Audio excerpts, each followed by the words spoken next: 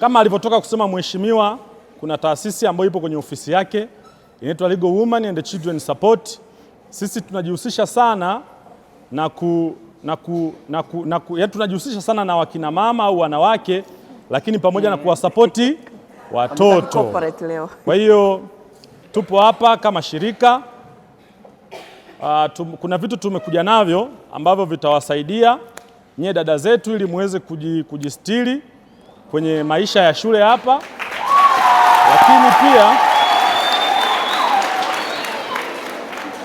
lakini pia tumekuja na miti kama shirika. Tunaendelea kusapoti na kuendeleza ile kampeni ya Mama Samia kufanya Dodoma kuwa ya kijani.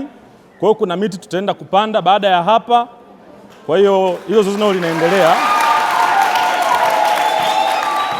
Lakini kwa nini tumekuja Ibwaga? Tusikilizane kidogo hapa. Form 5 na 6 watu wanaosomea uchumi oye.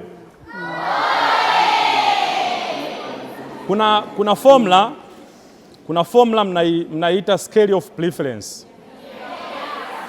Kama alivyotoka kusema mheshimiwa mbunge, tutulie kidogo. Kama alivyotoka kusema mheshimiwa mbunge ya kwamba kuna vitu ambavyo sio lazima vifanyike sasa hivi.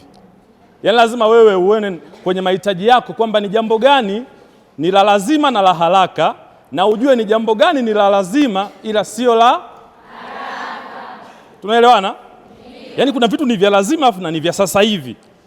Lakini kuna vitu ni vya lazima lakini unaweza kufanya hata miaka 20 ijayo. Nadhani tumeelewana vizuri. Mambo ya mabebi, mambo si ya bebi mwingine na bebi mwingine, mbeleni mtafanya nini?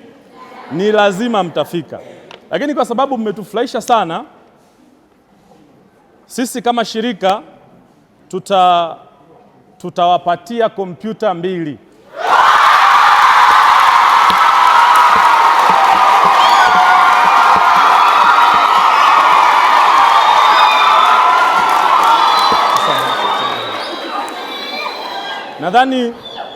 Nadhani tunapokuja kucheza sasa, ila sasa mheshimiwa amesema atakuja na jezi pia. Kama shirika tutaweka na mipira wa kiume na wa kike.